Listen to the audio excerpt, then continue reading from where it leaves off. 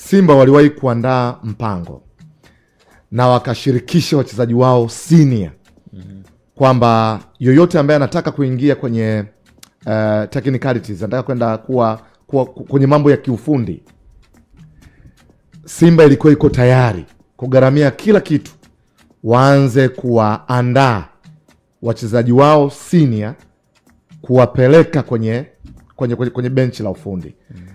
CEO Babla aliwahi kuniambia katika kundi lote la kizazi kile Haruna Niyonzima peke yake ndio alikuwa yuko tayari.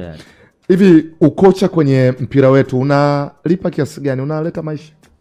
Unalipa kama ukifikia kwenye level ambayo ni nzuri. Mimi nadhani wengi wetu bado hapa kibongo kwenye kocha. Kwenye coaching.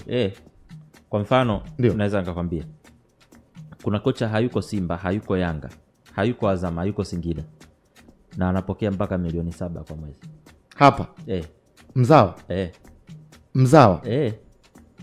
Hebu iseme tena vizuri George. Kumbe hayuko Simba, hayuko Yanga, hayuko Azam, hayuko Singida, anapokea milioni 7 kwa mwezi. Unalipa.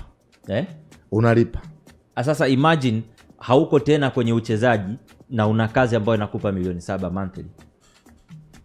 Kwa sababu wachezaji wengi wanaogopa maisha baada ya mpira, utapata vipi kazi nyingine, kwa sababu elimu yao haiwatoshi wao kuajiriwa kwenye kazi nyingine. Lakini sio tu elimu, ustawi walioupata kwenye kucheza hauwaruhusu wao kuingia tena kwenye kazi ya kuajiriwa nje ya mpira wa miguu.